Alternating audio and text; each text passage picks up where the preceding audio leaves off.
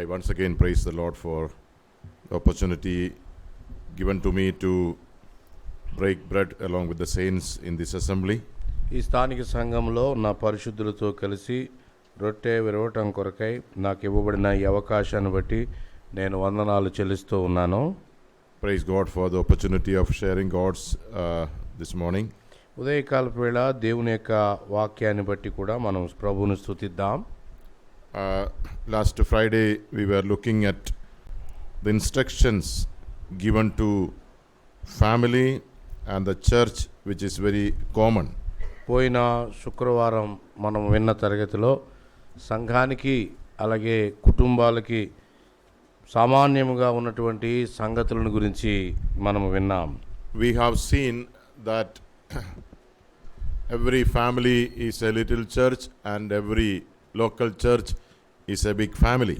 మనం చూసినట్లుగా ప్రతి కుటుంబం కూడా ఒక చిన్న సంఘం యొక్క వాతావరణంలో ఉండాలని, ప్రతి స్థానిక సంఘం కూడా ఒక పెద్ద కుటుంబంగా ఉంటుంది అని గ్రహించాం. It is the Lord who adds a believer to the church. In the same way, it is the Lord who joins a husband and wife together. ప్రభువే మనల్ని మన స్థానిక సంఘాలతోటి రక్షణ పొందుతున్న వారిని ప్రభువు చేర్చాడు అన్నట్లుగా భార్యాభర్తలను కుటుంబంలో దేవుడు జతపరిచాడు అని మనం వింటూ వచ్చాం. And therefore we have seen that every member in the family should be satisfied with the position that God has placed them, and every member in the assembly should be satisfied with the assembly where God has placed them. అందువల్ల ప్రతి కుటుంబంలో భార్యగా భర్తగా మనకి ఏ స్థానాన్ని ఆయన ఇచ్చాడో తృప్తి కలిగి ఉండాలి. అదే సమయంలో సంఘంలో ప్రభు మనల్ని ఎక్కడ ఉంచాడో, ప్రభు మనల్ని ఉంచిన స్థానాన్ని బట్టి మనము తృప్తి కలిగి ఉండాలి. We have already seen that this satisfaction, contentment does not come because of the performance of the other person. మరొక వ్యక్తి నా పట్ల ఎలా ఉన్నాడో దాన్ని బట్టి నేను వ్యవహరిస్తాను అంటే మన జీవితాల్లోనికి ఎన్నడే కానీ సంతృప్తి రాదు. Because many times the performance of the other person may not be what we expect from them. చాలాసార్లు ఇతరులు మనం ఆశించినంతగా మన పట్ల వ్యవహరించరు. Expectation many times lead us to discouragement.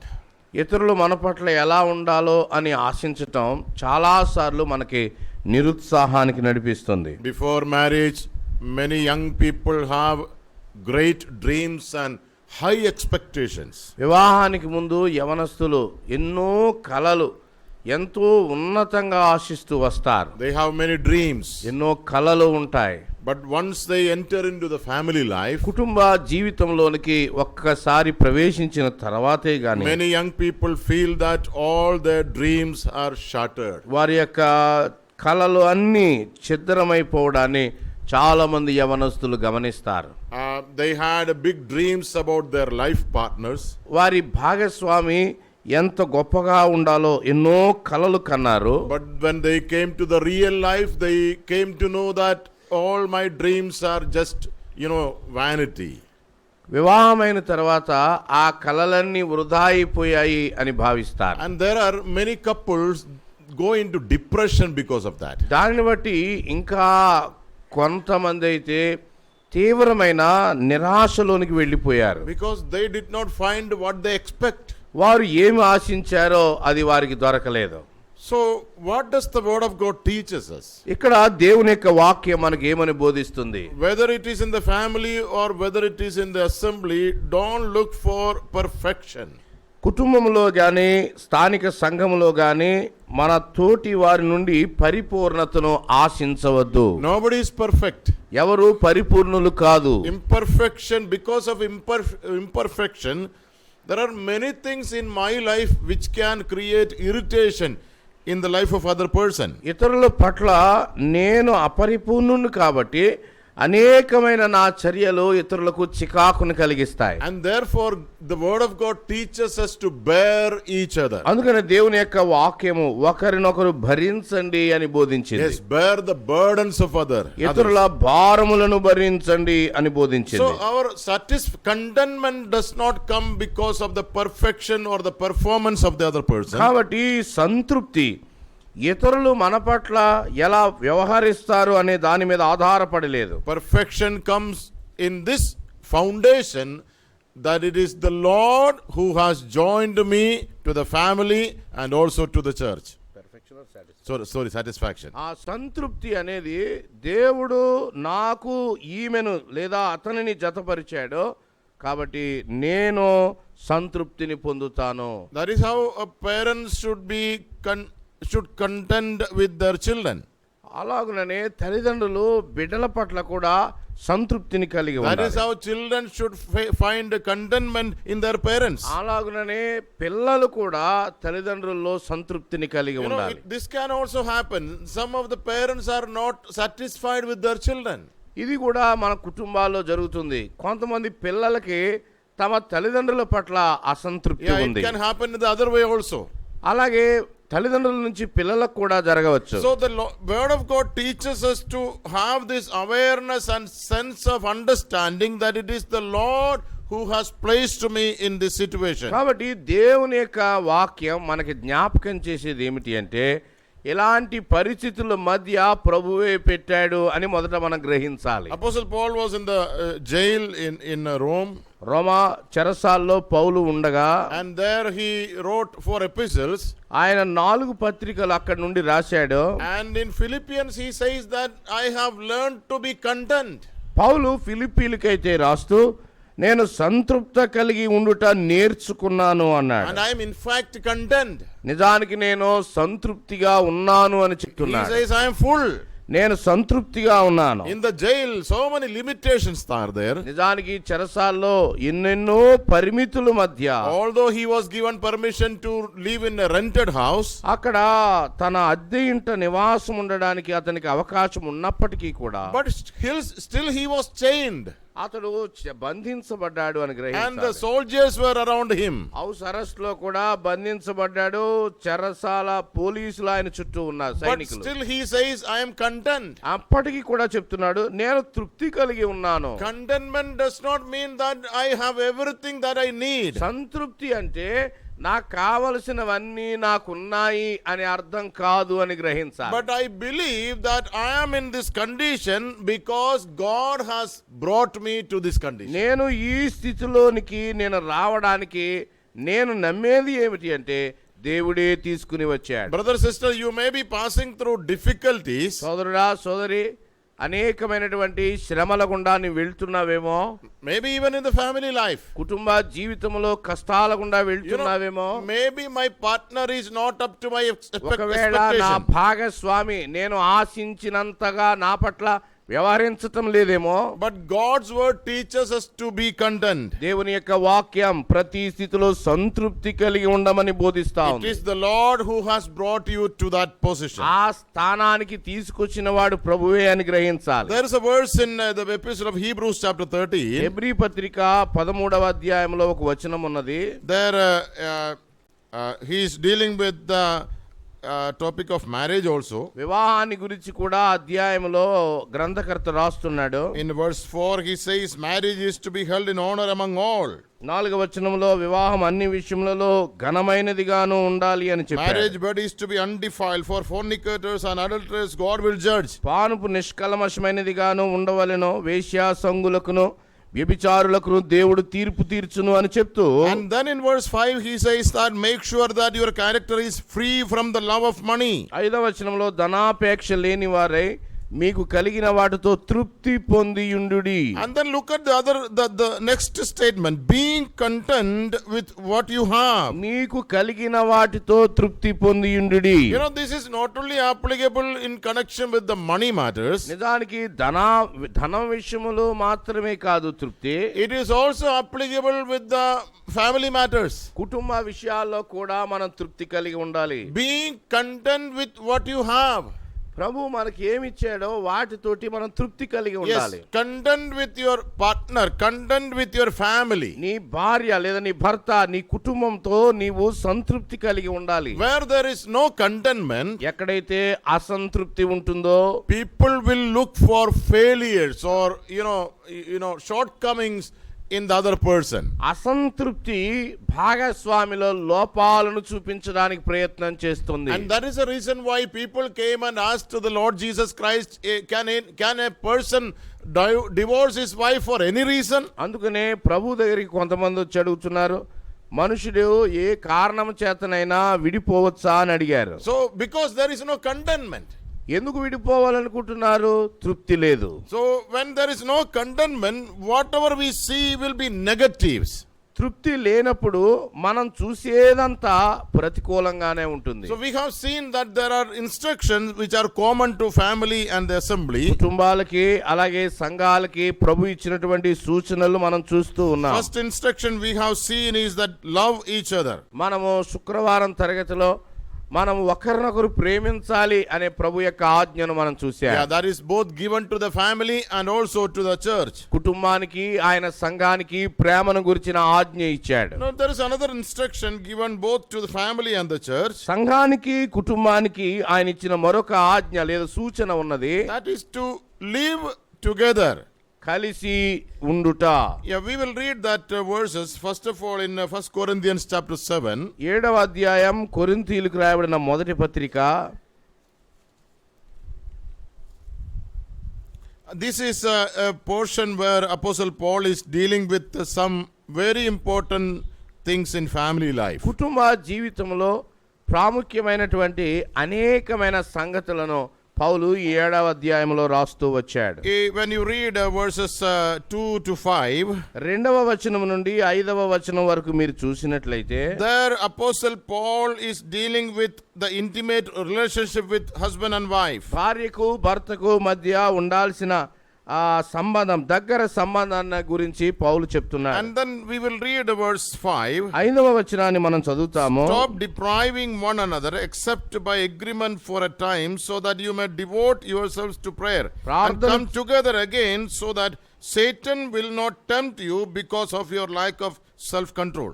ప్రార్థన చేయుటకు మీకు సావకాశము కలుగునట్లు కొంతకాలం వరకు ఉభయుల సమ్మతి చొప్పుననే తప్ప ఒకరినొకరు ఎడబాయకుడే. మీరు మనస్సు నిలుపలేకపోయినప్పుడు సాతాను మిమ్మల్ని శోధింపకుండానట్లు తిరిగి కలుసుకుని Live together. కలిసి ఉండుట, ఎడబాయకుండుట. This same phrase you can see about the church in Jerusalem in Acts chapter 2. ఇదే మాట అపోస్తుల కార్యాలు 2వ అధ్యాయంలో యెరూషలేము సంఘాన్ని గురించి రాయబడి ఉన్నది. For example, when you read verse 44 of chapter 2, 2వ అధ్యాయం 44వ వచనాన్ని మీరు all చూసినట్లయితే those who had believed were together and had all things in common. విశ్వసించిన వారందరూ ఏకముగా కూడి తమకు కలిగినదంతయు సమిష్టిగా ఉంచుకునిరి అన్నాడు. And when you come to chapter 4 also you can find the same phrase. 4వ అధ్యాయంలో కూడా ఇదే మాట మీకు కనబడుతుంది.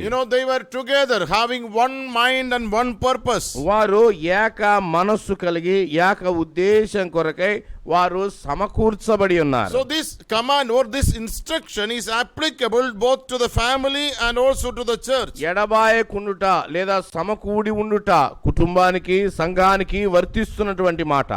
That means there is an accountability to the other partners when you enter into a relationship. మనము ఒక బంధములోనికి ప్రవేశిస్తూ ఉన్నప్పుడు ఆ బంధాన్ని గురించినటువంటి లెక్క మనం అప్పగించాలి. Here Paul says living away from your partner for a long time is not biblical.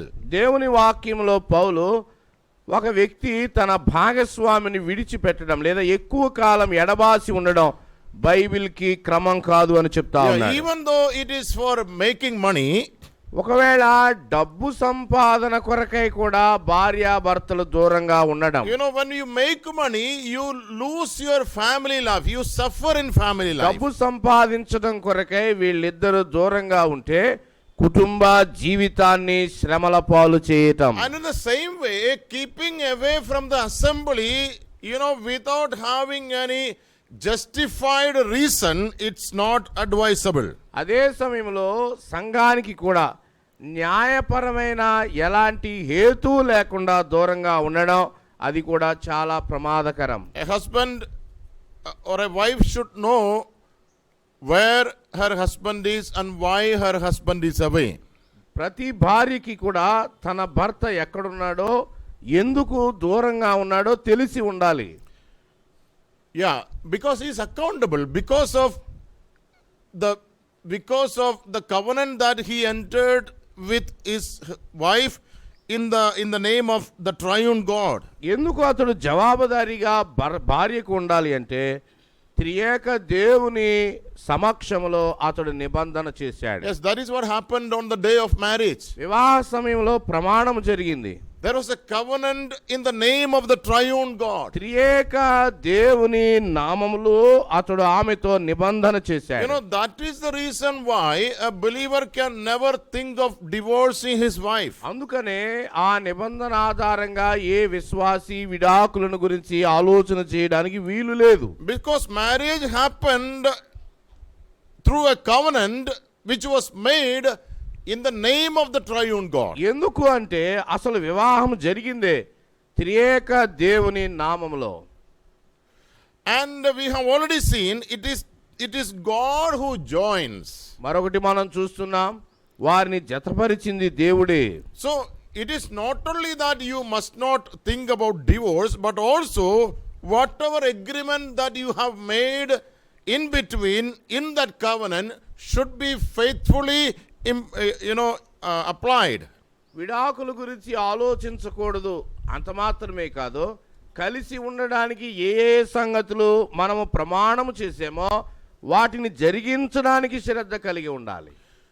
When a person is joined to the church, ఒక వ్యక్తి స్థానిక సంఘానికి చేర్చబడినప్పుడు he is accountable to the Lord for his performance or his activities in the church. సంఘములో ఆ వ్యక్తి యొక్క పనులన్నిటి విషయంలో అతడు ప్రభుకి జవాబుదారీ అయి ఉన్నాడు.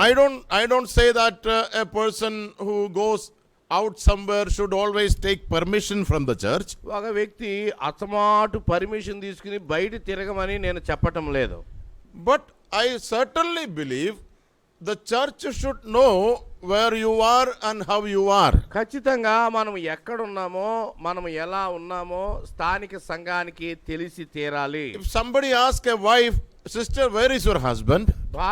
భార్యని గనక ఎవరైనా అడిగారు అనుకోండి, అమ్మా నీ భర్త ఎక్కడున్నాడు అని. And if the answer of the wife is, I don't know where he is. ఒకవేళ ఆమె ఆయన ఎక్కడున్నాడో నాకు తెలియదండి అని ఒకవేళ ఆమె చెప్తే, who knows where he is? అతడు ఎక్కడికి వెళ్ళాడో ఎవరికి తెలుసు అని అంటే, that means there is somewhere something problem in the relationship. ఆ మాట వెనక వారి బంధములో ఏదో లోపం ఉంది అని అర్థం. Husband should know where his wife is, wife should know where her husband is. భార్యకి భర్త ఎక్కడున్నాడో భర్తకి భార్య ఎక్కడ ఉందో తెలియాలి. You know, in the same way, if the leadership in the assembly does not know about the whereabouts of a believer who is absent from the church, సంఘానికి రాకుండా ఉన్న ఒక విశ్వాసి ఎక్కడున్నాడో స్థానిక సంఘ నాయకులకు ఒకవేళ తెలియకపోతే, that means there is some problem somewhere. ఎక్కడో సంఘములో సమస్య ఉంది అని అర్థం. You know, you cannot be present for 1 week and you cannot be absent for another 3 weeks. ఒక వారం సంఘ కూడికకు వచ్చి మిగతా 3 వారాలు నీవు ఎక్కడ పడితే అక్కడ ఆబ్సెంట్ అవ్వడానికి వీలు లేదు. Unless there are reasonable or justifiable reasons. అది వాక్య క్రమానికి సరిపోయే కారణాలై న్యాయపరమైన కారణాలై ఉంటే చాలు. Sometimes there can be reasons which is not in our control. మన స్వాధీనంలో లేనివి కొన్ని కారణాలు మనకు జరగవచ్చు. Unexpected circumstances can come. మన చుట్టూ మనము ఊహించని వాటి ఒకవేళ మనకి జరిగితే వాటికి మనం బాధ్యత వహించలేం. But that does not happen every time. అలాగన ఊహించనివి ప్రతిసారి జరగవు. Our presence in the assembly is must. That is why in Hebrews chapter 10, Apostle Paul is exhorting believers not to neglect gathering of the saints. అందుకని Hebrew పత్రిక 10లో చెప్తా ఉన్నాడు, సమాజముగా కూడుట మానక అని చెప్తున్నాడు. It is not only that you should be present in every meeting. దాని అర్థం కేవలం రావటం మాత్రమే కాదు. Yes, సంఘానికి every believer should try their maximum level best to be present in every gathering of the saints. సంఘము సమకూడే ప్రతి సందర్భంలో కూడా ప్రతి విశ్వాసి హాజరు కావటానికి సంపూర్ణంగా ప్రయత్నం చేయాలి. We gather on every Sunday for breaking of bread. రొట్టె విరిచే కూటం కొరకై ప్రతి ఆదివారం ఉదయాన్న మనం కూడుతున్నాం. And this gathering is a very important gathering for us. ఈ కూడిక మనకి ఎంతో ప్రాముఖ్యమైనది. But that does not mean that other gatherings of the church is less important. ఆదివారం కూడిక ప్రాముఖ్యమైనది అంటే మిగతా కూడికలు తక్కువ ప్రాముఖ్యమైనవి అని కాదు. You know, many people neglect the gatherings on the other days, thinking that the most important gathering is the Sunday gathering. చాలా మంది ఆదివారం కూటం మాత్రమే ప్రాముఖ్యమైంది, మిగతా కూడికలు ప్రాముఖ్యం కాదు అని మిగతా కూడికలకు రావటం లేదు. Yes, while we give importance to the Lord's table, నిజానికి బల్లకి ప్రభు బల్లకి మనం ప్రాముఖ్యత ఇస్తూ that ఉన్నప్పుడు does not mean that other gatherings are less important. మిగతా సంఘ కూడికలు తక్కువ ప్రాధాన్యమైనవి అనే ఆలోచన ఎన్నడూ రాకూడదు. No, not only that we should be present, but our presence should be felt. తర్వాత మనం కేవలం వచ్చి కూర్చోవడం మాత్రమే కాదు, మనము మన అటెండెన్స్ కూడా అది ప్రభావవంతంగా You ఉండాలి. know, once a sister, one wife was complaining to her husband that you don't spend time with me. ఒక భార్య భర్త మీద ఫిర్యాదు చేస్తుంది, అతడు ఆమెతోటి సమయాన్ని గడపటం లేదని. You are always busy with your work. నీ పనిలో ఎప్పుడు విరామం లేకుండా So ఉంటున్నావు. one day the husband told her wife that his wife that tomorrow I am not going for work. అయితే అతడు చెప్పాడు, రేపు ఇక నేను బయటికి పనికి వెళ్ళను అని చెప్పాడు. I am going to be in the house. ఇంట్లోనే ఉంటాను అని And అన్నాడు. she was very happy. చాలా సంతోషించింది So ఆమె. the next day he did not go for work. తర్వాత అతడు చెప్పినట్లుగా పనికి వెళ్ళలేదు. But from the morning till the evening he was before the TV. ఉదయం నుండి సాయంకాలం వరకు టీవీ చూస్తా ఉన్నాడు. And finally the wife said, ఆఖరిగా ఆమె ఏం చెప్పిందంటే, it is better you go for work. మీరు పనికి డ్యూటీకి వెళ్ళిపోవడమే మంచిదని Because చెప్పింది. your presence in the family or your absence in the family does not make any difference. ఉన్నా ఒకలాగే ఉంది, లేకపోయినా ఒకలాగే ఉంది అని చెప్పింది. You are present as if you are absent. నీ ఉన్నప్పటికీ కూడా లేనట్టుగానే ఉంది. So every believer should be careful about it. కాబట్టి ప్రతి విశ్వాసి చాలా జాగ్రత్తగా ఉండాలి. You know, there are believers who are present as if they are absent. కొంతమంది విశ్వాసులు ఉంటారు లేనట్టుగా. One mind and one accord is a very great thing.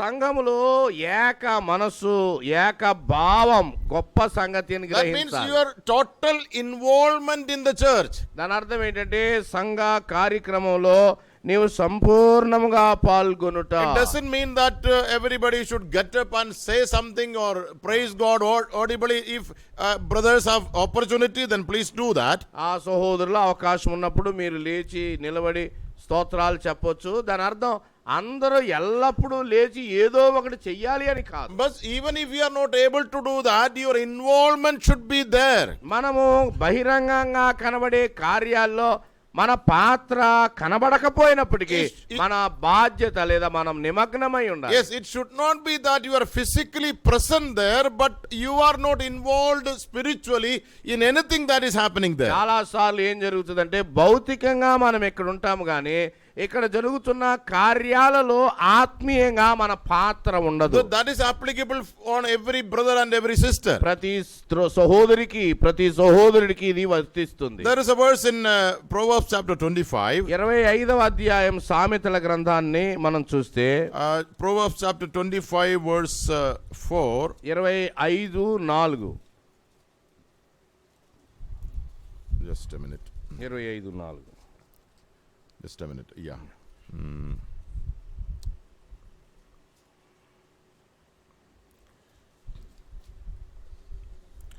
Yeah, it is verse 24. 24వ వచనం. గయ్యాళితో పెద్ద ఎంట ఉండుట కంటే మిద్దె మీద ఒక మూలను నివసించుట మేలు.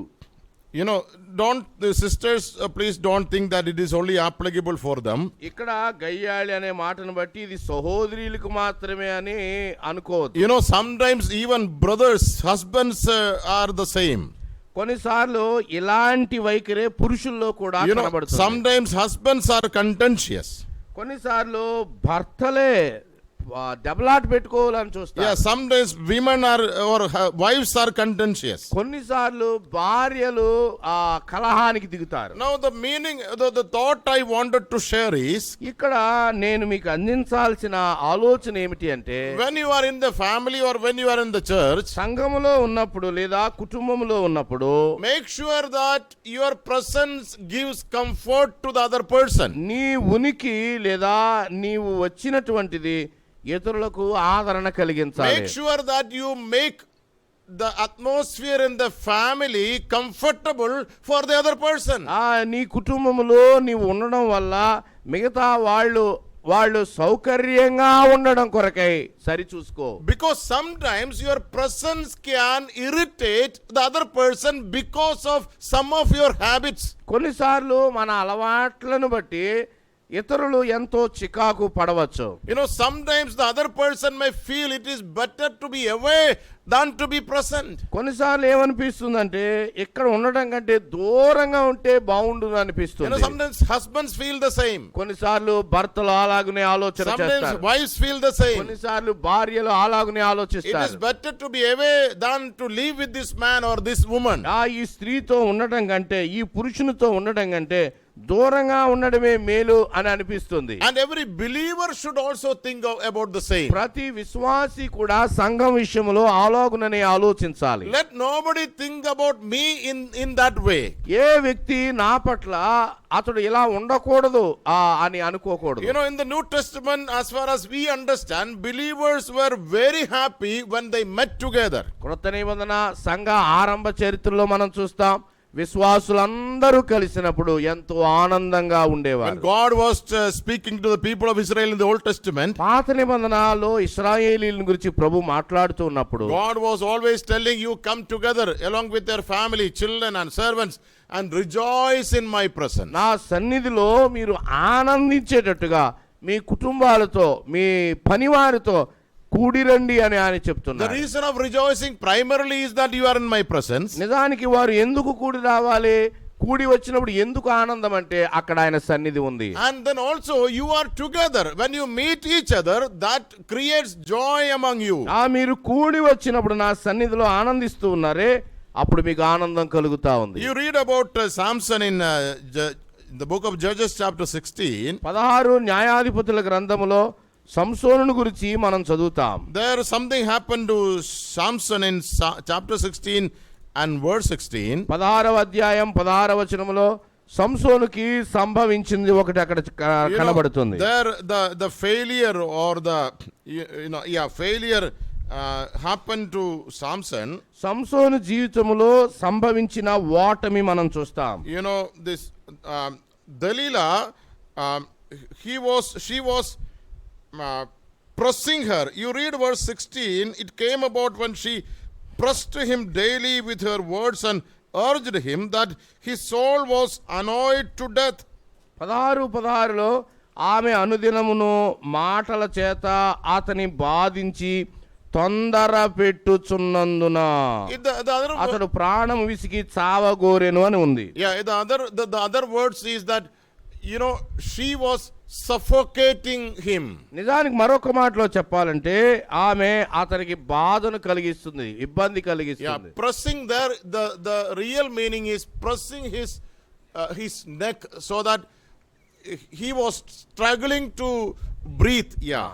ఆ మాట యొక్క అసలు అర్థం ఏంటంటే ఈ మెడ గట్టిగా నొక్కినప్పుడు ఒక వ్యక్తి గాలి పీల్చుకోవడం ఎంత కష్టమవుతుందో అలాంటి పరిస్థితి. No, she was not physically doing that. ఆమె భౌతికంగా మెడ నొక్కటం లేదు. But when a woman continue to nag her husband, ఒక స్త్రీ తన భర్తను విసిగిస్తూ ఉంటుండగా, now this is what the husband feels.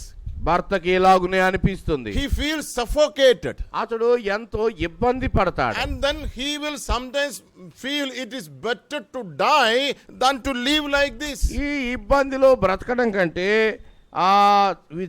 చనిపోవటమే మేలు అనే స్థితికి అతడు వస్తాడు. And that is what Samson felt. సంసోను దానినే It అనుభవించాడు. can happen to a husband, it can happen to a wife. భర్తకు ఇలా జరగవచ్చు, అలాగే భార్య కూడా ఇలా ఇబ్బంది పడవచ్చు. And sometimes it can happen to members in the church. సంఘములో విశ్వాసులకు కూడా ఇలా జరిగే ప్రమాదం ఉంది. Finding fault always with other person. ఇతరులలో ఎప్పుడు తప్పులు పట్టుకోవటం. You know, sometimes this is the reason of uncontentment in the family. దీనికి కారణం కుటుంబంలో కొన్నిసార్లు సంతృప్తి లేకపోవటం. So avoid things that will distance your partner or other believers from you. నీ నుండి సంఘములో తోటి విశ్వాసులు కానీ, నీ నుండి నీ వివాహ భాగస్వామి కానీ దూరంగా ఉండకుండా చూసుకో. I believe if we examine our own lives, maybe you can find that there are things because of which other people keep a distance from me. మన జీవితాన్ని ఒకసారి మనం పరిశీలన చేసుకుంటే మనకు దూరంగా కొంతమంది ఉండడాన్ని మనం గ్రహిస్తాం. Yeah, we need to work on it. దానిపైన మనం పని చేయాలి, చక్కబెట్టాలి ఈ విషయాన్ని. You know, there are people who are not concerned about their responsibility in the respective families and also in the respective assemblies. కుటుంబాల్లో సంఘాల్లో కొంతమంది తమకు ఇవ్వబడిన పనులు చెయ్యరు. In Proverbs chapter 27, 27 సామెతల గ్రంథంలో there is a verse in verse 8. 8వ వచనం, తన ఇల్లు విడిచి తిరుగువాడు గూడు విడిచి తిరుగు పక్షితో సమానుడు. Yes, like a bird that wanders from her nest, so is a man who wandering from the nest means, ఆ గూడు విడిచి తిరగటము అంటే, you know, nest is the home of a bird. గూడు పక్షికి ఇల్లు లాంటిది.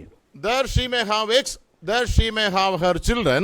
అక్కడ గుడ్లు ఉండొచ్చు, లేకపోతే పొదిగిన పిల్లలు కూడా ఉండొచ్చు. That means there she has responsibilities to fulfill. దాని అర్థం ఏంటంటే ఆ పక్షికి ఆ గూడు దగ్గర బాధ్యతలు ఉన్నాయి. So wandering from the nest means she becomes irresponsible to her duties. గూడు విడిచి పక్షి తిరుగుతుంది అంటే తన బాధ్యతలను విడిచిపెట్టేసింది అని అర్థం. And Solomon says there are people also like that. సొలొమోను అంటున్నాడు, అలా ఇల్లు విడిచి తిరిగే వాళ్ళు కూడా ఉన్నారు. So is a man and there can be a woman also. అలాగున పురుషుడు గాని స్త్రీ కానీ కావచ్చు బాధ్యతలు విడిచిపెట్టి తిరిగేవాళ్ళు. Wanders from the home. ఇల్లు విడిచి తిరిగేవాళ్ళు. That means not fulfilling the responsibility in the family. కుటుంబంలో వారు నెరవేర్చాల్సిన బాధ్యతలు నెరవేర్చకుండా ఉండుట. There is an interesting passage in the book of Deuteronomy chapter 22. 22వ అధ్యాయం ద్వితీయోపదేశకాండంలో ఒక ఆసక్తికరమైన భాగం మనం చూస్తాం. Many times I did not understand the meaning of this. నిజానికి చాలా సార్లు నేను దాన్ని అర్థం చేసుకోలేకపోయాను. When you read verses 6 and 7, 6-7 వచనాలు మీరు చూసినట్లయితే chapter 22, ఆ 22వ అధ్యాయం, if you happen to come upon a bird's nest along the way, if any tree on the ground with young ones or eggs, and the mother sitting on the young or on the eggs, you shall not take the mother with the young. గుడ్లైనను పిల్లలనైనను పక్షి గూడు చెట్టు మీదనే గాని నేల మీదనే గాని త్రోవలోనే గాని నీకు కనబడిన ఎడల తల్లి ఆ పిల్లలనైనను ఆ గుడ్లనైనను పొదిగి ఉన్న ఎడల పిల్లలతో కూడా తల్లిని తీసుకొనక నీకు మేలు కలుగునట్లు నీవు దీర్ఘాయుష్మంతుడు వగునట్లు నువ్వు అగత్యముగా తల్లిని విడిచి పిల్లలనే తీసుకొనవచ్చు. Sometimes we feel that why God is so interested in these little things. నిజంగా దేవుడు ఈ పిల్లలు గుడ్లు ఈ చిన్న చిన్న వాటి గురించి ఎందుకు మాట్లాడతాడు అని అనిపిస్తుంది. Why God should speak about birds sitting in the nest? దేవుడు ఎందుకు పక్షి గూడులో ఉంది దాని గురించి చెప్తున్నాడు అని అనిపిస్తుంది. And I believe here God is telling not about birds, but God is actually telling about human beings. నిజానికి ఈ భాగంలో పక్షులను గురించి కాదు, వాటి పట్ల ఎలా ప్రవర్తించాలో మనుష్యులను గురించి అని చెప్తున్నాడు. I think some explanation we read, just the verse we read from Proverbs chapter 27 gives us some explanation. ఈ వచనానికి సామెతలు 27లో ఇప్పుడే మనం చదివిన మాట కొంత వివరాన్ని ఇస్తుంది. You know, you find a bird sitting in the nest along the way in any tree on the ground or on the ground with young ones or eggs. మీరు ఏ పక్షినైనా గుడ్లతో గాని లేదా పిల్లలతో గాని చెట్టు మీద గాని క్రింద గాని చూస్తే, Which means this is a bird, a mother bird, which is responsible. ఈ 6-7 వచనాల్లో ఉన్న తల్లి పక్షి బాధ్యతలు కలిగిన పక్షి. It is still sitting on the tree or on the ground along with the children and the eggs. అది గూడులో చెట్టు మీద ఉన్నా నేల మీద ఉన్నా గానీ తన పిల్లలతో ఉన్న పక్షిని మనం Yes, the చూస్తున్నాం. nature has taught that mother bird to be responsible about her eggs and also her children. గుడ్లతో కానీ పిల్లలతో కానీ ఆ తల్లికున్నటువంటి స్వభావం బాధ్యత ఇక్కడ చెప్పబడింది. And God says that is very important in my sight. ప్రభు అంటున్నాడు ఆ పని నా దృష్టిలో చాలా ప్రాముఖ్యమైనది. I take importance on a member who is faithful in fulfilling his responsibilities in the family. కుటుంబములో వారికి ఇవ్వబడిన బాధ్యతలు నమ్మకముగా జరిగించే వారి పట్ల నాకు ఆసక్తి ఉంది అని ప్రభు చెప్తున్నాడు. And therefore God says don't take that bird. అందుకని ప్రభు చెప్తున్నాడు తల్లిని విడిచిపెట్టమంటాడు. You shall certainly let the mother go. తల్లిని తప్పక అగత్యముగా తల్లిని Because విడిచిపెట్టాలి. she is a responsible, faithful mother. ఎందుకంటే ఆ తల్లి బాధ్యత కలిగిన నమ్మకమైన తల్లి. Maybe irrespective of the problems and the difficulties that this mother is facing, but still she is fulfilling her responsibilities. ఆమె చుట్టూ ఉన్న పరిస్థితులను బట్టి గాని ఒకవేళ తన పరిమితులను బట్టి తన బాధ్యతలు పూర్ణంగా నెరవేర్చలేకపోయినా బాధ్యతను విడిచిపెట్టి వెళ్ళని తల్లిని చూస్తున్నాం. Because of the problems in life, she is not skipping away from her responsibilities. సమస్యలు ఉన్నందుకు బాధ్యతలను విడిచిపెట్టి ఆమె పారిపోవటం లేదు. So don't kill or don't take this mother bird. ఈ తల్లి పక్షిని నీవు తీసుకోకూడదు అని In other చెప్పాడు. words, such things or such people are precious in my sight. మరొక మాటలో చెప్పాలంటే బాధ్యతలను నెరవేరుస్తున్న వారు నా దృష్టిలో అమూల్యమైన వారు అని చెప్తున్నాడు. And Solomon says, the man who wanders from the family also is the same. సొలొమోను చెప్తున్నట్లుగా తన ఇల్లు విడిచి తిరిగేవాడు కూడా బాధ్యతారహితుడు అని Yes, చెప్తున్నాడు. there are people, husbands and wife and God's people in the church who are never mind about the responsibility in the church or in the family. సంఘాల్లో అలాగే కుటుంబాల్లో భార్యలు గాని భర్తలు గాని విశ్వాసులు గాని ఏ మాత్రం పట్టించుకోకుండా తిరిగే వాళ్ళు ఉన్నారు. Remember, it is precious in the sight of God. బాధ్యతలు కలిగి పనిచేస్తున్న వారు ప్రభు దృష్టిలో వాళ్ళు ఎంతో అమూల్యమైన వారు అని గ్రహించండి. When you read the book of Job chapter 39, యోబు గ్రంథం 39వ అధ్యాయాన్ని చూస్తే you read about a bird there. అక్కడ కూడా ఒక పక్షిని మీరు చూస్తారు. And we sometimes wonder why God is speaking all these things. ఎందుకు ఈ చిన్న చిన్న విషయాలు ప్రభు తన లేఖనాల్లో రాయించాడు అని మనకు When you read ఆశ్చర్యం from అవుతుంది. chapter 38, it is God who is straight away speaking to Job. 38వ అధ్యాయం ఆరంభంలో దేవుడే నేరుగా యోబుతో మాట్లాడుతున్నాడు అని గ్రహిస్తాం. And till chapter 39, you can see the speech or the words of God to Job. God's word. direct to 39వ Job. అధ్యాయం వరకు కూడా యోబుతో ప్రభు మాట్లాడుతున్నటువంటి మాటలు ఇవి. You read in chapter 39 verse 13. 39వ అధ్యాయం 13వ వచనాన్ని చూడండి. There God is speaking about ostrich. ఇక్కడ నిప్పు కోడి గురించి ఆయన మాట్లాడుతున్నాడు. From 13 to 17, God has some complaint against ostrich. 13 నుంచి 17 వరకు నిప్పు కోడి మీద ఆయన చెప్తున్నటువంటి ఫిర్యాదును మనం చూస్తాం. God says this bird is an irresponsible bird. ఈ నిప్పు కోడి బాధ్యతలు లేని కోడి.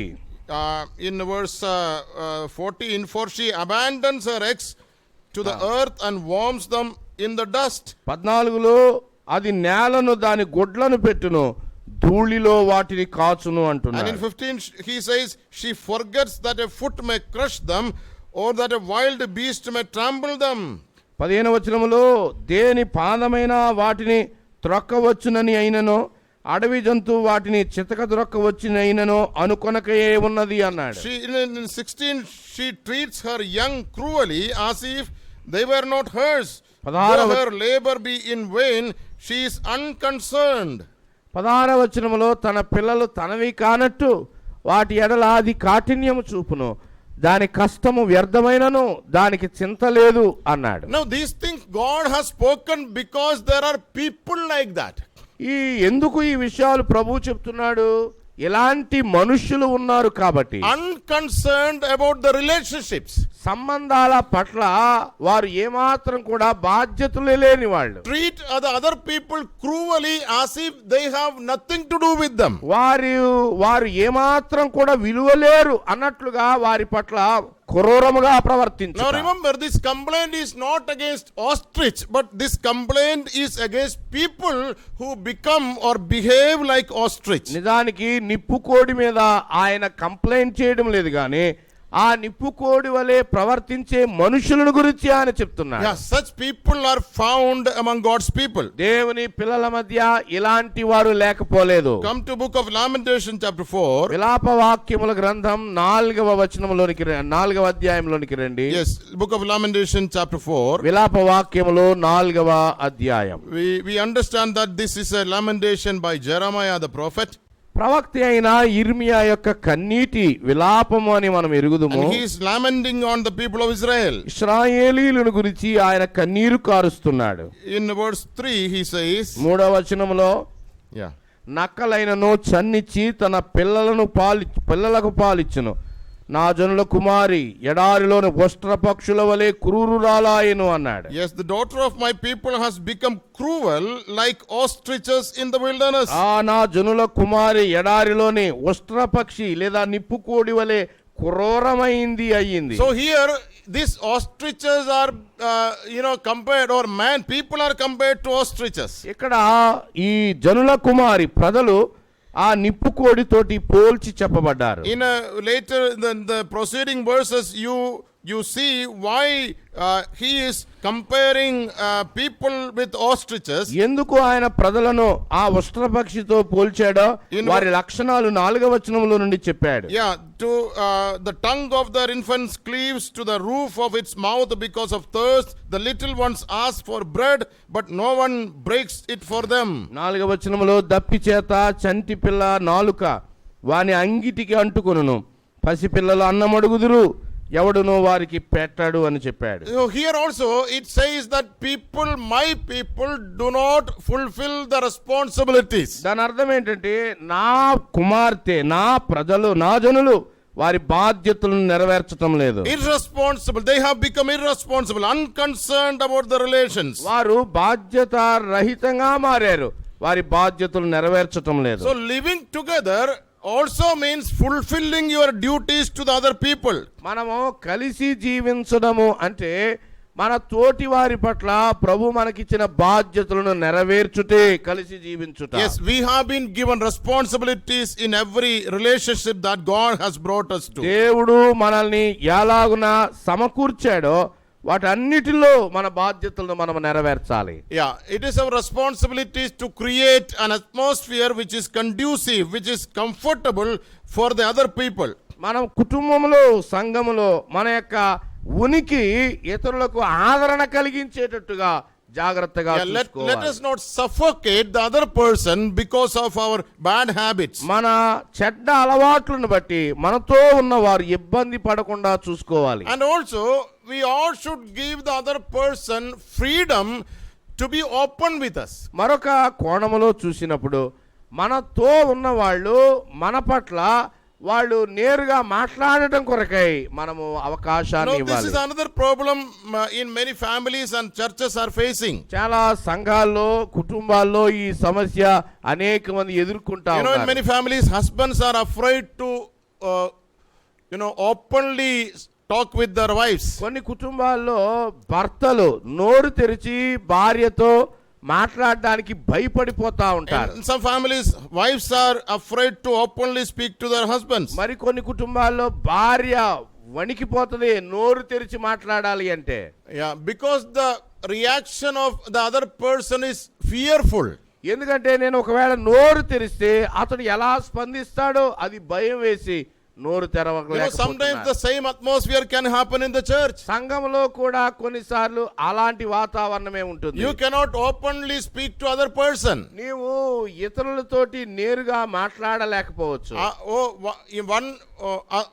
Either he will misunderstand you, అలా మాట్లాడితే వారు నేను తప్పుగా అర్థం చేసుకోవచ్చు, or he will react in a very fierce way. లేదా వారు భయంకరమైన రీతిలో నీ పట్ల వ్యవహరించవచ్చు. When you read about Nabal and Abigail in the book of 1 Samuel, సమూయేలు మొదటి గ్రంథంలో నాబాలు అబీగయీలను గురించి మనం చదివినప్పుడు it is written about Nabal that he was a very cruel man. నాబాలు అతడు మోటువాడు, క్రూరుడు అని మనం చదువుతాం. And one thing is written there is nobody can talk to him. అతడితో ఎవడు మాట్లాడడు అని రాయబడింది. If somebody goes to him peacefully, ఎవరైనా సమాధానంతో అతనితో మాట్లాడాలని వెళ్తే, like David's servants went to him peacefully, దావీదు సేవకులు అతనితో సమాధానంగా మాట్లాడడానికి వెళ్ళినట్లు, and he was not in peace. అతడు మాత్రం సమాధానంతో లేడు. They just went there and requested some help from him. వారు అక్కడికి వెళ్ళి అతని యొద్ద నుండి ఏదైనా సహాయం కొరకే అడగడానికి వెళ్ళారు దావీదు సేవకులు. But he reacted in a cruel way. కానీ అతడు క్రూరమైన రీతిలో వారి పట్ల వ్యవహరించాడు. And Nabal's own servants say that nobody can talk to him. అసలు నాబాలు సొంత సేవకులు అంటున్నారు అతనితో మాట్లాడడం కుదరదు అని. He is always rough and he is always, angry.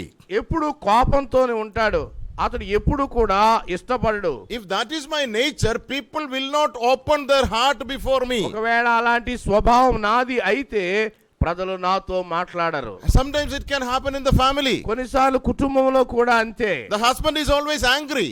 భర్త ఎప్పుడు కోపోద్రిక్తుడై Or the ఉంటాడు, wife is always angry. లేకపోతే భార్య ఎప్పుడు కోపంతో And the ఉంటుంది. other person is afraid to speak freely to him. కాబట్టి భాగస్వామి నోరు తెరిచి మాట్లాడడానికి భయపడిపోతారు. It can happen in the church. సంఘంలో కూడా జరగవచ్చు అలా. You want to speak something but you are afraid to speak. మాట్లాడాలి అని అనిపిస్తుంది, భయం వేస్తుంది. So what will be the result? ఏమవుతుందో, You will keep everything within you ఏమవుతుంది, లోపలే ఉంచుకుంటాం. and you will lose your peace. ఆ లోపల ఉండడాన్ని బట్టి మన సమాధానానికి మనశ్శాంతి కోల్పోతాం. Because you want to talk but you are not able to talk. మాట్లాడాలనుందే You మాట్లాడలేకపోతున్నాం. want to share something, share your burden, but to whom you will share? భారాన్ని పంచుకోవాలనుంది, ఎవరితో పంచుకోవాలి భారాన్ని? When such atmosphere happens in the family, కుటుంబాల్లో అలాంటి వాతావరణం సంభవిస్తుంది. it will destroy the peace in the family. అలాంటి వాతావరణం కుటుంబం యొక్క సమాధానాన్ని పాడు చేస్తుంది. I mean, everybody should be careful that I give freedom to the other person to open his or her heart to me. కాబట్టి మనం గమనించాల్సింది ఏంటంటే, ఇతరులు మనతో నేరుగా మాట్లాడడానికి ఇతరులకు మనము స్వాతంత్ర్యాన్ని ఇవ్వాలి. If that is not given to the other person, ఒకవేళ అవతల వ్యక్తి నీకు అది ఇవ్వకపోతే, suppose there is some failures and some shortcomings in my life, బహుశా ఒకవేళ ఇలా అనుకుందాం, నా జీవితంలో కొన్ని ఓటములు ఉన్నాయి, తప్పులు ఉన్నాయి. if I don't give freedom to my wife, she will never be able to correct me in many things. నాలో తప్పులున్నాయి, నా భార్యకి నేను ఏమాత్రం అవకాశం ఇవ్వకపోతే ఆమె నా తప్పులు ఎరిగి ఉండి ఆమె నన్ను సరి చేయలేదుకే అన్నాడు. There are things in my life which only my wife can correct because only she knows. నా జీవితంలో కేవలము ఆమె మాత్రమే చూడగలిగినవి కొన్ని ఆమెకే తెలుస్తాయి, Nobody else knows. ఎవరికి తెలియదు. Because she is the person closest to me. నాకు అత్యంత సమీపంగా ఉన్న ఆమె. And she can correct me in many areas which nobody else can do. ఆమె ఇతరులు చేయలేని అనేకమైన చోట్ల నన్ను ఆమె సరి చేయవచ్చు. And the same thing is with the husbands. భర్తలు కూడా అంతే. Yeah, only the husband can correct many things that is he finds in the wife. కేవలం చాలా సార్లు భర్తలు భార్యలు అనేకమైన లోపాలు కనిపెట్టగలరు. Suppose if I am cruel like Nabal, ఒకవేళ నేను నాబాలు వలె క్రూరంగా ఉంటే my wife will never open up before me. భార్యకి ఎన్నడూ నోరు తెరవదు. And what will be the result? ఇప్పుడు ఇలాంటి వాతావరణంలో ఏం సంభవిస్తూ ఫలితం ఏంటి? Not only that there will be peacelessness in her heart, but there will be no correction in the family. కుటుంబములో లేదా ఆమె హృదయములో మనశ్శాంతి లేకపోవడం మాత్రమే కాదు, కుటుంబంలో సరికాని విషయాలు ఉంటాయి. You know, same thing is happening in many churches. చాలా సంఘ జీవితాల్లో అలాగునే జరుగుతుంది. People are irritated when somebody corrects them. ఎవరైనా వారిని సరిచేస్తుంటే చికాకు పడిపోతున్నారు నేటి You దినాల్లో. know, today's attitude is that nobody has the right to correct me. ఈనాడు ఉన్నటువంటి వైఖరి ఏమిటంటే నన్ను ఎవరు సరిచేయడానికి వీల్లేదు అనే వైఖరి. We all feel so much independent that we think that I am independent, I can do as I wish. మనమందరం కూడా స్వయం స్వాతంత్రం మీద ఆధారపడ్డా నాకు ఎవరు అవసరం లేదు, నన్ను ఎవరు దిద్దక్కర్లేదు అనే వాతావరణంలోనికి And వచ్చాను. then our attitude is, who are you to correct me? అలా సరిచేస్తున్న వ్యక్తిని నువ్వెవరవయ్యా సరి చేయడానికి అని అడుగుతున్నారు. And then we think that why should you interfere in my affairs? నా విషయాల్లో నువ్వు ఎందుకు జోక్యం చేసుకుంటున్నావు అని అడిగే వాళ్ళు కూడా ఉన్నారు. And that is the reason why in many churches correction is not happening. అందుకని చాలా సంఘాల్లో దిద్దుబాటు జరగటం లేదు. And in many places, truly speaking, even the elders are afraid to correct other people. కొన్ని సంఘాలను మనం చూస్తూ ఉన్నప్పుడు నిజంగా ఇలా చెప్పనివ్వండి, పెద్దలు భయపడిపోతా ఉన్నారు విషయాలను దిద్దటం కొరకై. Because people are not ready to listen. They say, they question their authority. పెద్దల యొక్క అధికారాన్ని వాళ్ళు ప్రశ్నిస్తూ ఉన్నారు కాబట్టి భయపడిపోతా ఉన్నారు. Brother, sister, that will be very harmful for you. ప్రియమైన సోదరుడా సోదరి, అది నీకే హానికరం. Give freedom to the other person. ఇతర వ్యక్తులకు నీతో మాట్లాడే స్వాతంత్ర్యాన్ని ఇవ్వు. Correct you. నిన్ను వారు సరిచేయని.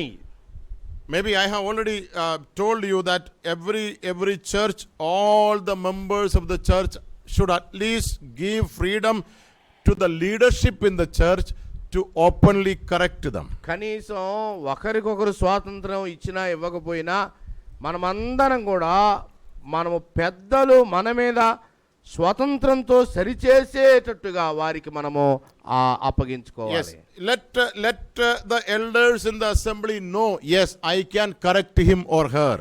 పెద్దలు ఆ సహోదరికి లేదా ఆ సహోదరిని నేను సరిచేయవచ్చు అనే వాతావరణం మనం అందరం కల్పించాలి. It is always a blessing if somebody corrects us. నిజానికి ఆశీర్వాదం ఏంటి అంటే ఎవరైనా మనల్ని సరిచేయటమే. Yes, I always think blessed are those assemblies where there are people who corrects. ఎవరెవరైతే సరిచేయబడతారో ఆ సంఘాలు దీవించబడ్డాన్ని నేను ఎరుగుదును. Every member of the assembly should at least speak once to the elders, brother, you have full freedom to correct me. Whatever you see in me which are not right, please tell me. ప్రతి విశ్వాసి పెద్దలతో ఇలా చెప్పాలి, అయ్యా మీకు పూర్తి స్వేచ్ఛ, నా జీవితంలో ఏదైనా తప్పు ఉంటే దాన్ని సరిచేయడానికి మీకు ఉంది పూర్తి స్వేచ్ఛ అని చెప్పాలి వారికి. You know, on the other side, if you are a person who always gets angry whenever somebody speaks something, then after some time nobody will speak to you anything. ఎవరైనా నీకు ఏదైనా కరెక్ట్ చేయడానికి ప్రయత్నం చేస్తుంటే నువ్వు వారి పట్ల కోపపడిపోతే కొంతకాలానికి ఎవ్వరు నీతో మాట్లాడరు. Yeah, that happens in the family also. కుటుంబంలో కూడా అలాగనే జరుగుతుంది. And that is the reason why many families are suffering. అందుకనే చాలా కుటుంబాలు అవి నలిగిపోతా So ఉన్నాయి. live together. వారు కలిసి జీవించు. Not only just your physical presence.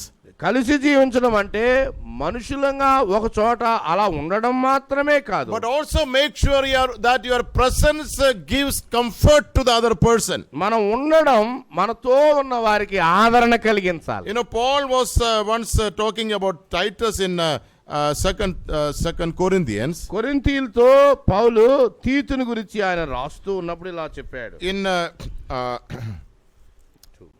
chapter 2, రెండవ అధ్యాయంలో 2 Corinthians chapter 2 verse 12 and 13. 12-13 వచనాలు. క్రీస్తు సువార్త ప్రకటించుటకు నేను త్రోయకు వచ్చినప్పుడు ప్రభునందు నాకు మంచి సమయము ప్రాప్తించి ఉండగా సహోదరుడైన తీతు నాకు కనబడనందున నా మనసులో నెమ్మది లేక వారి యొద్ద సెలవు తీసుకుని అక్కడ నుండి మాసిదోనియాకు బయలుదేరి తిని. Okay, the context is something else, but Paul says, I had no rest or no peace for my spirit because I did not find Titus my brother. నా తీతు నా ప్రియమైన సహోదరుడు నాకు కనబడనప్పుడు నాకు నెమ్మది లేదు అని Yes, చెప్తున్నాడు. his absence made me restless and peaceless. తీతు లేకపోతే నాకు ఎంతో దుఃఖము కలిగింది అని చెప్తున్నాడు. On the other side, I believe the Titus and Paul made it sure that my presence to Titus and my presence to Paul should be a time of comfort. మరొక మాటలో చెప్పాలంటే పౌలు తీతు, పౌలు వల్ల తీతుకు ఆదరణ కలుగుతుంది, తీతు వల్ల పౌలునకు ఆదరణ కలుగుతుంది. And because each other desired the presence of the other person. ప్రతి వ్యక్తి మరొక వ్యక్తి అతడు ఫలానా వ్యక్తి ఉంటే బాగుండును ఆశ కలుగుతుంది. You know, this should happen with every believer.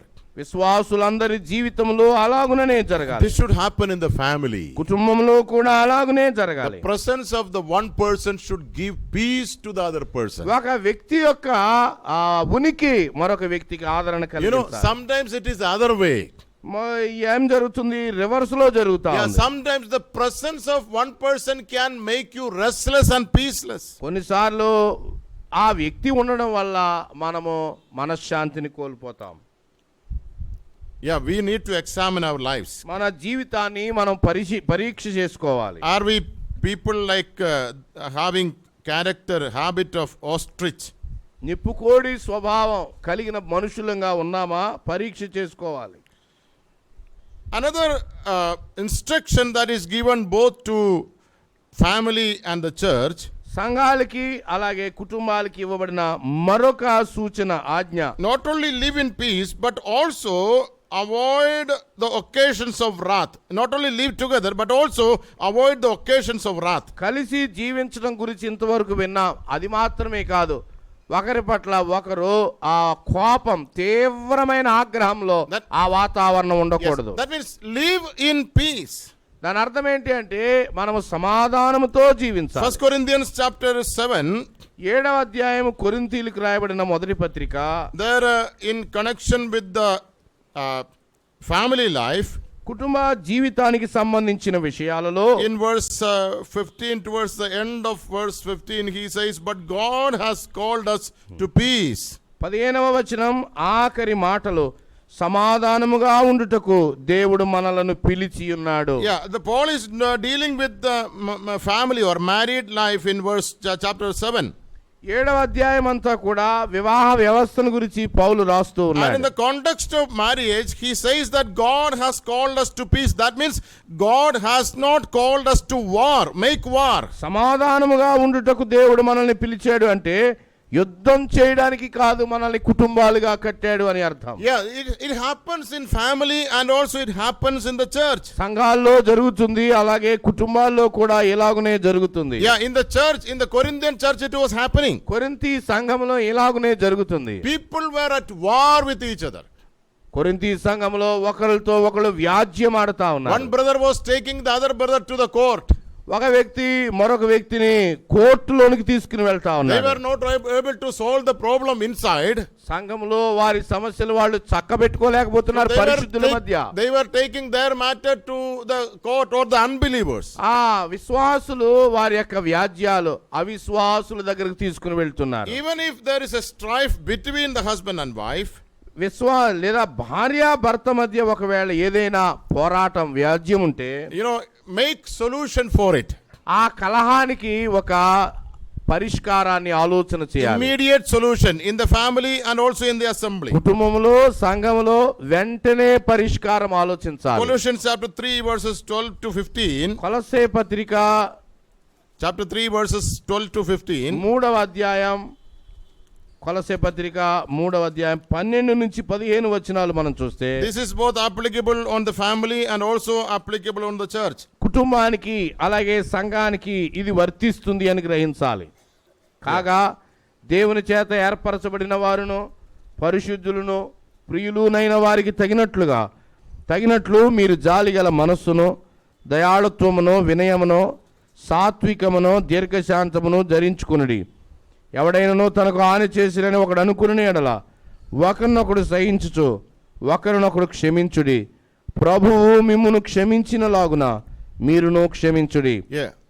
Yes, in verse 13 he says, whoever has a complaint against anyone, forgive each other. ఎవడైనా హాని చేసాడని ఒకడికొకడు అనిపిస్తే క్షమించుకోండి అని చెప్తున్నాడు. There is possibility of having a complaint against the other one. సాధారణంగా ఒకరిపై ఒకళ్ళు ఫిర్యాదు లేదా సమస్యలు వచ్చే అవకాశం In ఉన్నది. the church, everyone is not in the same stature. సంఘంలో అందరూ ఒకే స్థితికి చెందిన వారు In కాదు. the church, everyone is not equally mature. అందరూ కూడా ఒకే విధంగా పరిపక్వతలోనికి వచ్చిన వారు There కాదు. are mature believers, there are immature believers. పరిపక్వత ఉన్న విశ్వాసులు ఉన్నారు, అలాగే ఎదుగుతున్న వాళ్ళు కూడా ఇంకా ఉన్నారు. Everyone does not behave the same way. కాబట్టి పలు రకాల వ్యక్తులు ఒకే విధంగా ఎలా ప్రవర్తిస్తారు? That is true in the family. కుటుంబంలో కూడా అంతే. So it is possible that you have a complaint against your brother or sister. నీ సహోదరునితో లేదా నీ సహోదరితో నీ పట్ల ఏదైనా వ్యాజ్యం ఉండే అవకాశం ఉంది. But God says, bear with each other. అయితే ప్రభు ఏమంటున్నాడు? భరించండి, క్షమించండి, Forgive each other. క్షమించమని చెప్తున్నాడు. That is what the Lord Jesus did. ప్రభు మిమ్మును క్షమించినలాగున అని చెప్తున్నాడు. Put on the heart of compassion, kindness, humility, gentleness and patience. జాలిగల మనస్సు, దయాళత్వం, వినయం, సాత్వికం, దీర్ఘశాంతం వాటిని ధరించండి అంటున్నాడు. Yes, this is Christian life. ఇది క్రైస్తవ జీవితం. Christian life is not that if you are good, I will love you. If you are not good, I cannot love you. నీవు బాగుంటే నేను ప్రేమిస్తాను, నీవు నా పట్ల బాగోకపోతే నేను నిన్ను ప్రేమించను అని చెప్పడానికి క్రైస్తవ ప్రేమ ఒప్పుకోదు. If you love me, I can love you. If you don't love me, I will not love you. నీవు నన్ను ప్రేమిస్తే నేను నిన్ను ప్రేమిస్తాను, నీవు నన్ను ప్రేమించకపోతే నేను నిన్ను ప్రేమించను. Christian life is even if you don't love me, I will still love you. క్రైస్తవ ప్రేమ ఏమిటి అంటే నీవు నన్ను ప్రేమించకపోయినా నేను నిన్ను ఇంకా ప్రేమిస్తూనే And ఉండాలి. even if you don't realize my love to you, still I will love you. నేను ప్రేమిస్తున్నాను అనే సంగతి నీకు అర్థం కాకపోయినా నేను నిన్ను ప్రేమిస్తూనే ఉండాలి. And that is what we learned from the Garden of Gethsemane. Gethsemane తోటలో దానినే మనం Last నేర్చుకుంటాం. time we were looking at Gethsemane. మనము ఒక తరగతిలో గెత్సెమనే ప్రార్థన గురించి మనం విన్నాం. Disciples were sleeping when the Lord Jesus was sweating blood. ప్రభువైన యేసుక్రీస్తు ఆయన చెమట రక్తపు బిందువులుగా మారుతున్న సమయంలో శిష్యులు నిద్రపోతా And ఉన్నారు. that he was sweating blood for the disciples. నిజానికి ఆ శిష్యుల కొరకే ఆయన రక్తాన్ని చిందిస్తున్నారు. Because of their love, his love to them. వారి పట్ల ప్రేమను బట్టే ఆయన శ్రమ పడుతున్నాడు. But these people are not able to realize how much he loves them. కానీ ఆయన ఎంత ప్రేమిస్తున్నాడో వీరికి అర్థం కావటం లేదు. There may be times when other people will not realize how much you love them. నీవు ఎంతగా ప్రేమిస్తున్నావో ఇతరులు గ్రహించలేకపోవచ్చు. అలాంటి సందర్భాలు It ఉంటాయి. can happen in the family. కుటుంబంలో కూడా అంతే. It can happen in the church. సంఘంలో కూడా జరగవచ్చు. People may not react to you as you love them. నీవు వారిని ప్రేమించినట్టుగా వారు నీ పట్ల స్పందించకపోవచ్చు. They may ignore your love. ఒకవేళ నీ ప్రేమను వాళ్ళు అపార్థం But చేసుకోవచ్చు. here Paul says, even if they does not regard it, or even if they ignore it, still you love them. నీ ప్రేమను వాళ్ళు పట్టించుకోకపోయినప్పటికీ కూడా నీవు వారిని ప్రేమించు అని పౌలు చెప్తున్నాడు. Because that is how Christ loves us. క్రీస్తు అలాగే కదా మనల్ని He ప్రేమించాడు. still loves us not because we love in response to him. మనము ఆయన్ని మొదట ప్రేమించామని ఆయన మనల్ని ప్రేమించలేదు. Comparing to his love towards us, our love towards him is almost zero. నిజానికి ఆయన మనల్ని ప్రేమించిన దానితో మనము కొలత వేస్తే మనల్ని ఆయన ప్రేమించేది సున్నాయే. Still he loves us. అయినా గాని ఆయన నేటికి మనల్ని ప్రేమిస్తూ ఉన్నాడు. Paul says, put on this character on you. పౌలు అంటున్నాడు వీటిని మీరు ధరించుకోండి. And this is essential in family and in the church. కుటుంబ జీవితంలో, సంఘ జీవితంలో ఇవి అత్యవసరమైనవి. Because if love is lost, ఒకవేళ ప్రేమ గనక పోతే then going forward will be very difficult. సంఘముగా, కుటుంబంగా ముందుకు వెళ్ళడం చాలా కష్టం. If love is lost, this is almost like a shoulder which is dislocated. ప్రేమ పోయింది అంటే ఈ చెయ్యి గూడు వసిలిపోవడం, జారిపోవడం. Dislocation means not only you are not able to do anything, ఈ జారిపోవడం అంటే ఈ చేతితోటి ఏమీ చేయలేకపోవడం మాత్రమే కాదు, but it always will hurt you. It always will give you pain. పని లేకపోవడం మాత్రమే కాదు, నొప్పి కూడా కలుగుతుంది. And your further progress will be affected. నీ ముందు జీవితం ఎంతో ప్రభావితం అయిపోతుంది. So every member in the family, especially husband and wife, should learn to give thanks for the partner whom God has given them. దేవుడు తమకిచ్చిన భాగస్వామిని బట్టి కుటుంబంలో ప్రతి భార్య ప్రతి భర్త ప్రభువుని స్తుతించడం నేర్చుకోవాలి. God, I thank you for my wife. ప్రభువా నా భార్యను బట్టి నీకు స్తోత్రము అని I చెప్పాలి. thank you for my husband. నా భర్తను బట్టి నీకు స్తోత్రం అని Children చెప్పాలి. should thank God for their parents. పిల్లలు దేవుడు తమకిచ్చిన తల్లిదండ్రులను బట్టి Yes, స్తోత్రం parents should చెప్పాలి. give thanks for the children, even if there are so many failures in them. వారిలో అనేకమైన లోపాలు ఉన్నప్పటికీ కూడా పిల్లలను బట్టి తల్లిదండ్రులు ప్రభువుని And స్తుతించాలి. every member in the church should learn to give thanks for every other member in the church. సంఘములో ఉన్న అలాగే ప్రతి విశ్వాసి తోటి విశ్వాసులను బట్టి ప్రభువుని And we స్తుతించాలి. should specially pray to God so that God will help us to love each other. మనం ఒకరిని ఒకరు దైవికమైన ప్రేమతోటి ప్రేమించుకోవటానికి ప్రభు మనకు సహాయం చేయాలని ప్రార్థన చేయాలి. Live in love, ప్రేమలో జీవించాలి, live together, కలిసి జీవించాలి, live in peace. సమాధానంతో జీవించాలి. May the Lord continue to speak to our hearts. ప్రభు మన హృదయాలతో ఇంకనూ మాట్లాడును గాక. God willing, we will see some more things in the evening. సాయంకాలం మరికొన్ని సంగతులు మనం చూడబోతా ఉన్నాం. ప్రభు How చిత్తమైతే family is a little church. ఎలాగున సంఘము దేవుని కుటుంబము ఎలాగున దేవుని సంఘముగా ఉంటుందో And చూస్తాం. church is a bigger family. అదే కోణములో సంఘము కూడా పెద్ద కుటుంబంగా ఎలా ఉంటుందో There are చూస్తున్నాం. things which are very common in both these institutions of కుటుంబములో God. సంఘములో కామన్ గా ఉన్న అనేకమైన సంగతులు మనం We చూస్తున్నాం. have seen 2-3 things, 2-3 సంగతులు మనం చూసాం. and we will hopefully see few more in the evening. ప్రభు చిత్తమైతే సాయంకాలం మరికొన్నిటిని మనం చూడబోతున్నాం.